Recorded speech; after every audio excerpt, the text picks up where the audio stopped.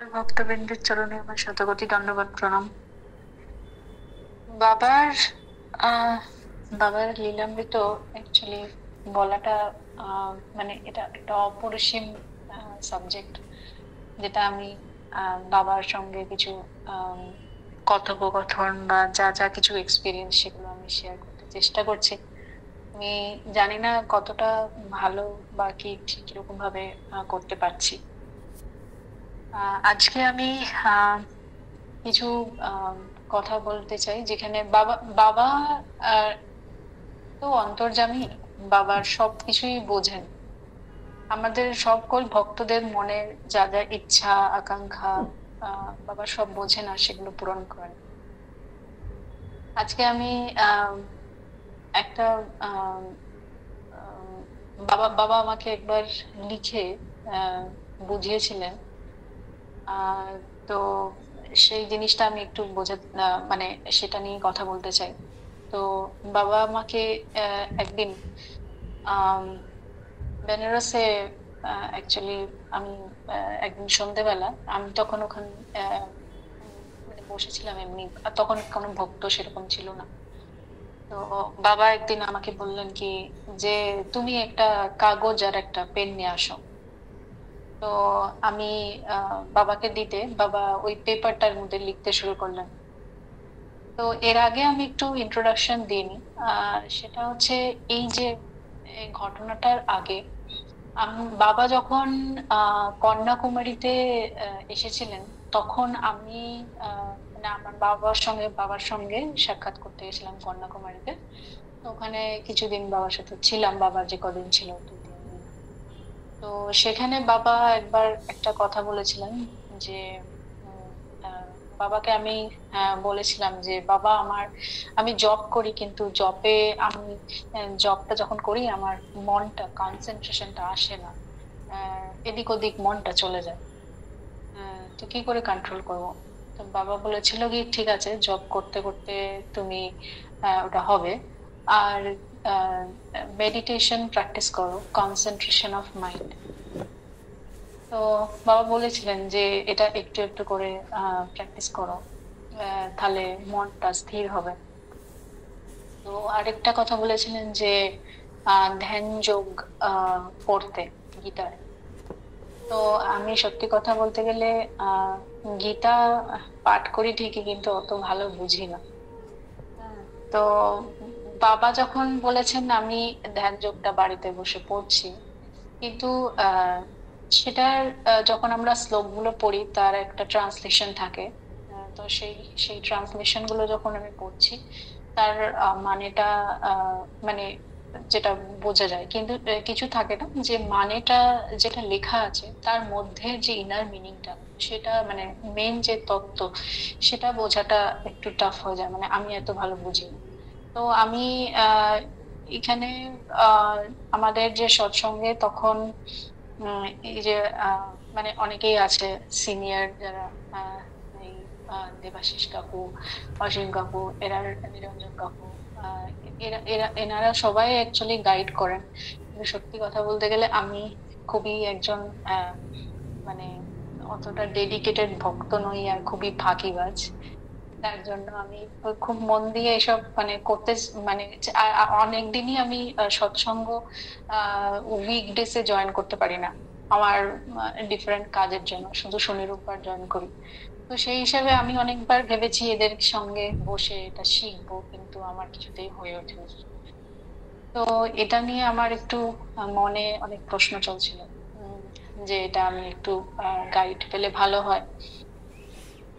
তো এর মধ্যে আমি আহ আমি এতে যাই, বেনারসে যাই, তখন বাবা আমাকে একদিন সন্ধ্যেবেলা বললো কি একটা কাগজ পেন নিয়ে আসো। তো বাবা ওই আমি ওই লেখাটা একবার গ্রুপে দিয়েছিলাম, বাবা আমাকে একটা পেপারে লিখে দিয়েছিলেন। তো বাবা সেদিনকার সন্ধ্যেবেলা হঠাৎ করে লিখতে শুরু করেন যে 10টা ইন্দ্রিয় আছে আমাদের। তো সেই 10টা ইন্দ্রিয়ের মধ্যে দুটো ভাগ, তার মধ্যে হচ্ছে কর্ম ইন্দ্রিয় আর জ্ঞানেন্দ্রিয়। কর্ম ইন্দ্রিয়ের মধ্যে আমাদের পড়ছে হচ্ছে বাক, পানি, পাদ, পায়ু, উপস্থ।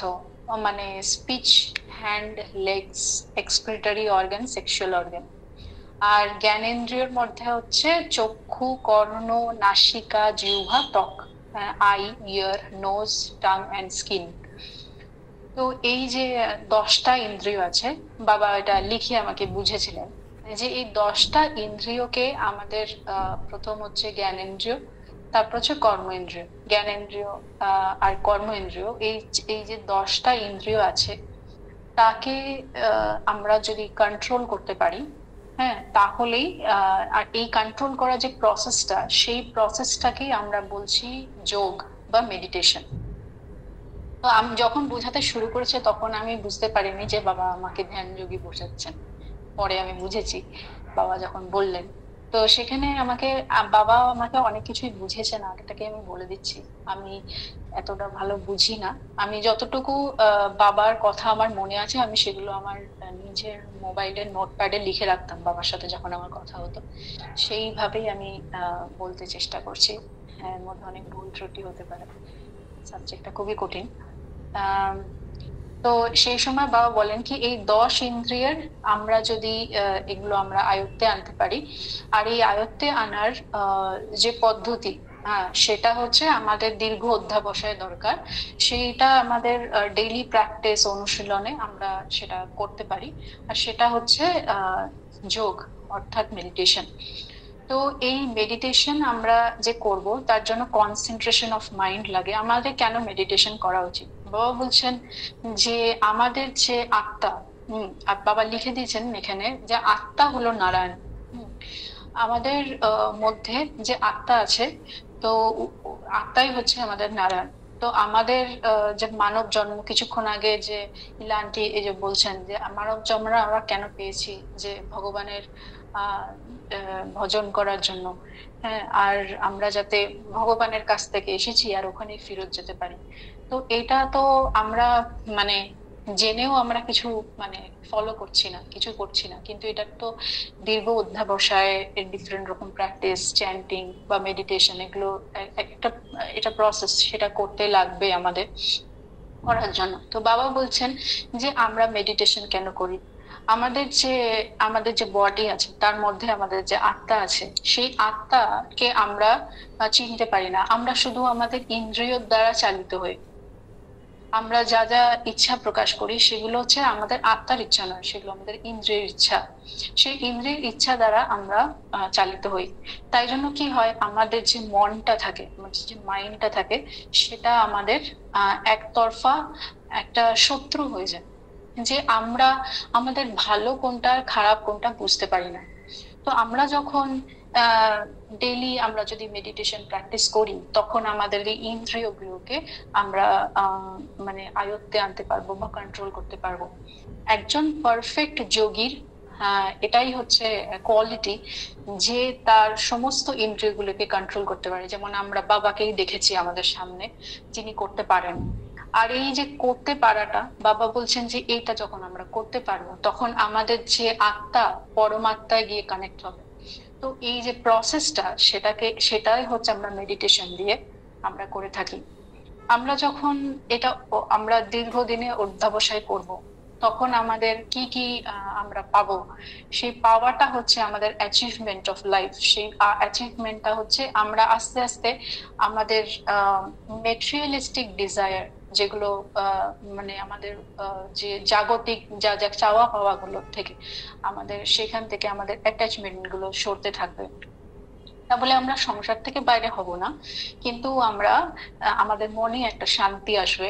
বাবা বলছেন কি আমরা খুব সহজেই দুঃখ পেয়ে যাই। আমাদের কেউ একটা কিছু কথা বললে আমাদের খুব খারাপ লাগে, আমাদের কেউ একটা ভালো কথা বললে আমরা খুব খুশি হয়ে যাই, আমার প্রশংসা করেছে।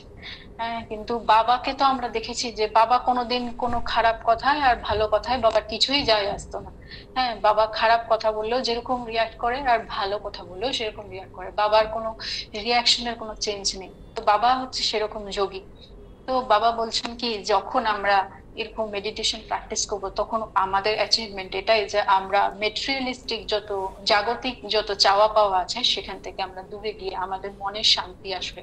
যখন আমাদের এই এই অ্যাটাচমেন্ট গুলো থাকবে না, তখন আর আমার খারাপ লাগাগুলো থাকবে না। যে আমার কি কি নেই, ওগুলো আমার কাছে, ওই দুঃখগুলো ছোট ছোট, ওইগুলো তুচ্ছ হয়ে যাবে।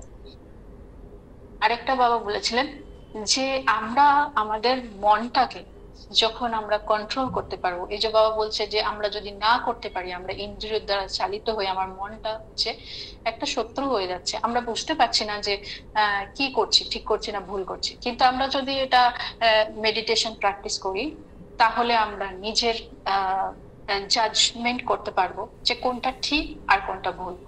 আর আমাদের মাইন্ডটা তখন আমাদের একটা আমাদের মনটা আমাদের পরম বন্ধু হবে।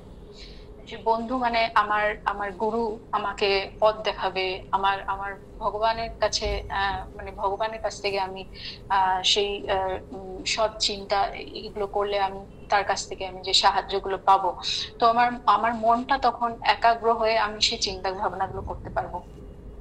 আরেকটা বাবা বলেছিলেন কি যে যে আমাকে দেখো, আমার আমার আমাকে কেউ কিছু বলে ফেলে আমার কিছুই যায় আসে না। আমার কাছে খারাপ মানুষও আসে, আমার কাছে ভালো মানুষও আসে। হ্যাঁ, কিন্তু আমি সবাইকে একই রকম ভাবে দেখি।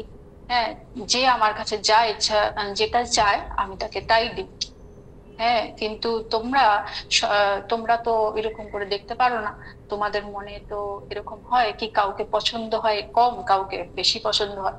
হ্যাঁ, তো বলছে যে বাবা বলছেন কি যে আমরা আমাদের বিচার বা চিন্তা ভাবনা এগুলো ঠিক নয়।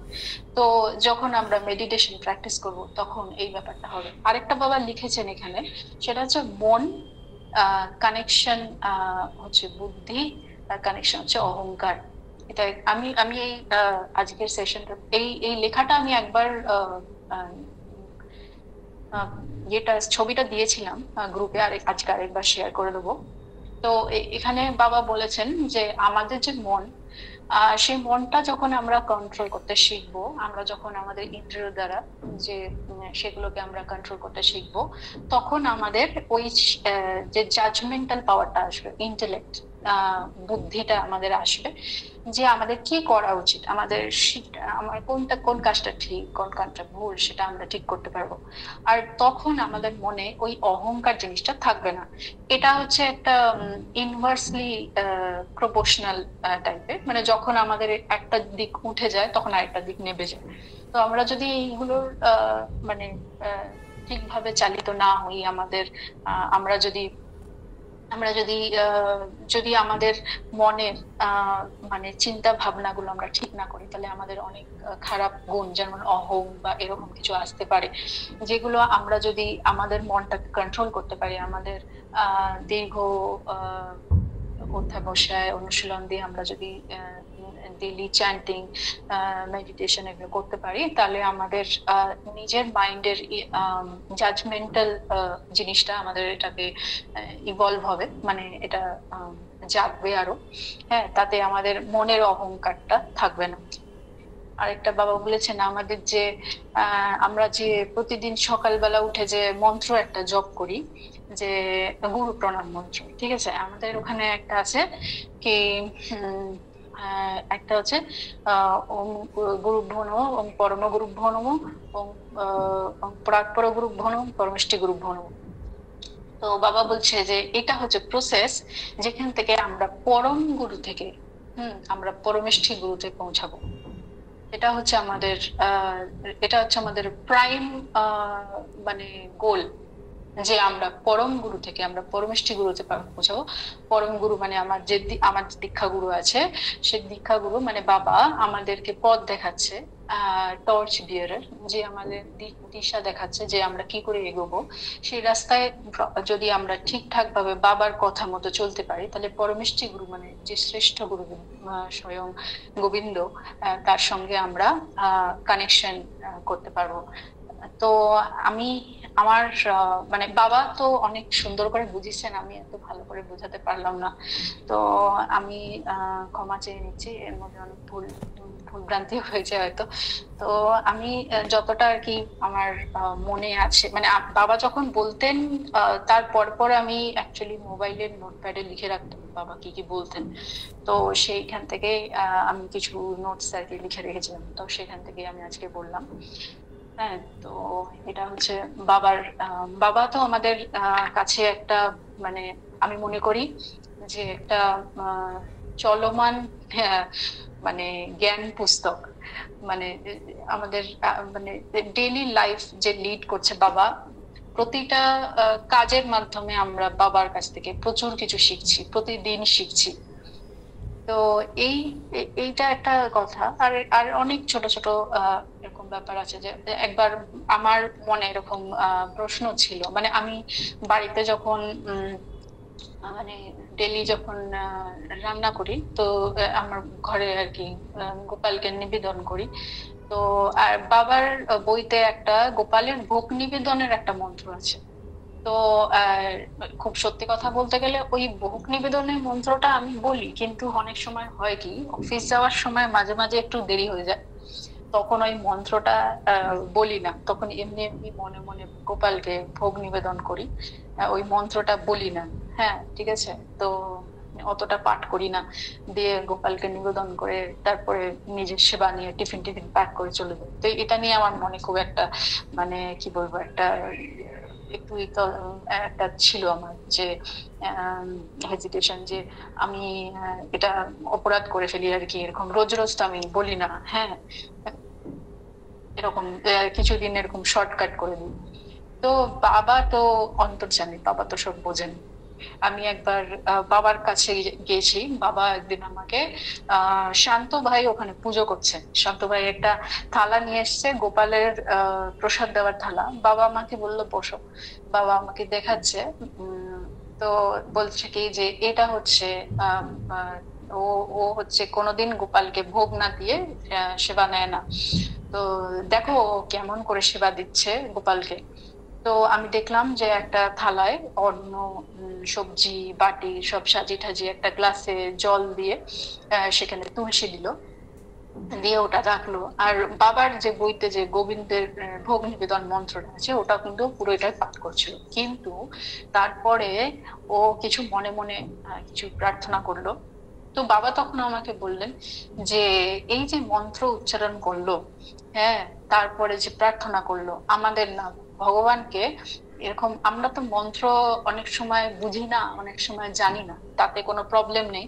আমরা ভগবানকে মনে মনে ডাকবো, ডেকে আমাদের সমর্পিত মনে ভগবানকে ডেকে বলতে হবে যে তুমি আমার রাধারানী, আহ গোবিন্দ, তুমি আমার হৃদয়ে অধিষ্ঠান করো। আহ তুমি আমার আমার কাছে আসো। আমার আমার আমার আমার যে আমি নিবেদিত ভোগ তোমাকে অর্পণ করেছি, সেটা তুমি স্বীকার করো। হ্যাঁ, এরকম করে তাদেরকে আহ অনুরোধ করতে হয়। হ্যাঁ, বলেছে আমি আমি তো বাবা যখন এই প্রসেসটা আমাকে বলছে, তখন আমার মনে মনে হচ্ছে কি, আমি তো অ্যাকচুয়ালি রোজ মন্ত্রটা নিয়ে মানে করি না অ্যাকচুয়ালি।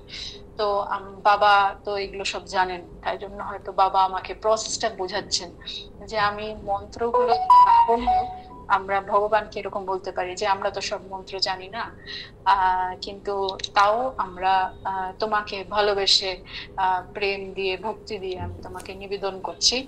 তুমি কৃপা করে আমার নিবেদিত যে ভোগটা আছে তুমি সেটা গ্রহণ করো।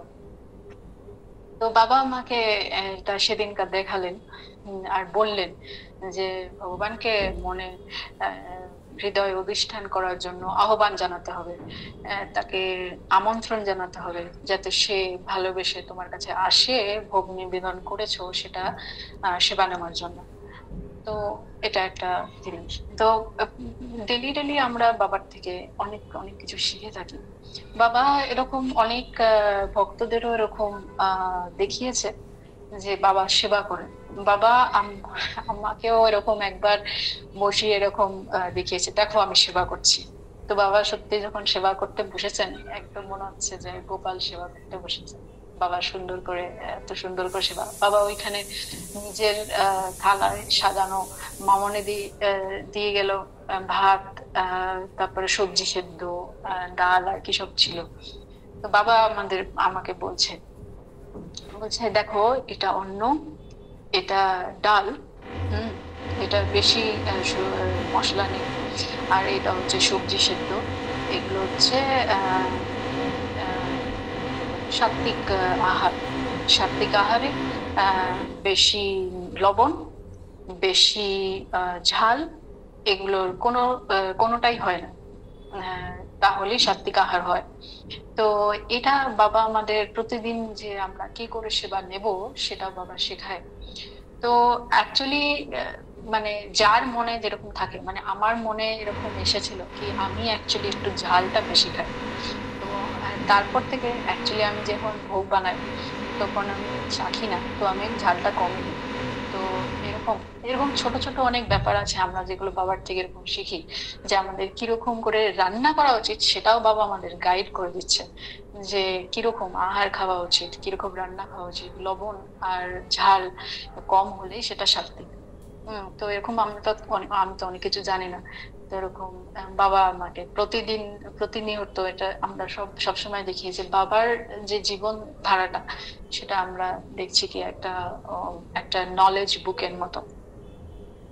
এরকম আরো একটা ছোট ঘটনা আমি বলতে চাই। এটা এটা খুব একটা উম, একটু আহ মানে কি বলবো, একটু মজাদার, মানে জানি না কিরকম। তো আমি আহ, যখন আহ, আমি ব্যাঙ্গালোরে থাকাকালীন এরকম মাঝে মাঝে হয় কি আমার মানে ওয়ার্কিং শিডিউলটা একটু অন্যদিকে হয়, মানে নাইট শিফট হয়, মাঝে মাঝে একটু ওভার স্ট্রেসড হয় আমার শিডিউল। হ্যাঁ, তো এরকম হয়েছিল কি আমি না কয়েকদিন জেনারেলি বাড়িতেই রান্না করি, কিন্তু সেই সময় আমার একটু বেশি স্ট্রেস যাচ্ছিল। তো আমি আহ প্রায়শই রাত্রে বেলা অ্যাকচুয়ালি আমি না এরকম প্রায় এরকম জোম্যাটো থেকে খাবার অর্ডার করছিলাম। ঠিক আছে। তো মানে বাবা কি বলবো আমি, যাই হোক বাবা তো সবই বুঝতে পারে। এটা খুব অদ্ভুত ব্যাপার, মানে একটা ঘটনা সেটা হচ্ছে একদিন ভোরবেলা আমি স্বপ্ন দেখছি। হুম। বাবা বাবা আমার মানে আমি সেটা বুঝতে পারছি না আমি সেটা কোথায় বসে, হয়তো বাবার ঘরেই। আমি স্বপ্নে দেখছি যে বাবা আমার পাশে বসে সেবা নিচ্ছে, আর বাবা আমাকে দেখাচ্ছে যে তুমি এই সেবাটা নাও। তুমি আহ, এইসব বেশি মশলাদার বাইরের খাওয়াটা শরীরের জন্য ভালো নয়। দিয়ে বাবা রীতিমতো, এটা কিন্তু খুব ভালোবেসে বলছে না, এটা কিন্তু বকা দিয়েই বলছে। হ্যাঁ, মানে ওই মানে অ্যাকচুয়ালি বাবাদের স্বপ্নেও এসে, মানে এর আগেও আমি বকা টকা খেয়েছি, কিন্তু স্বপ্নে এসে এত বকা দিয়েছে যে আর নিজে বলেছে যে এইরকম, মানে আমার এখনো মনে আছে যে পরিষ্কার বাবা সবজি দিয়ে একটা রসা ডাল এসব আর কি মানে আমাকে খাইয়েছিল। তো সেখানে বসে এই স্বপ্নটা যখন আমার আমার যখন সকালবেলা ঘুমটা ভেঙেছে, আপনি বিশ্বাস করুন আমি প্রত্যেকটা জোম্যাটোর অ্যাপ ডিলিট করে দিয়েছি, আজ পর্যন্ত আমার মোবাইলে আর কিছু নেই। ঠিক আছে, তারপর থেকে আমি আর খাবার অর্ডার করে জীবনে খাই। আর হয়তো অফিসে হয়তো এক দুবার, মানে হ্যাঁ হয়তো ক্যাফেটেরিয়াতে দু একবার এরকম খাই টুকটাক, ওটা তো মানে এটা কিছু করার নেই, কিন্তু আর কোনোদিন, আর জীবনে কোনোদিন আমি কোনোদিন অর্ডার করে বাইরে থেকে দোকান থেকে কিনেও এনে খাইনি।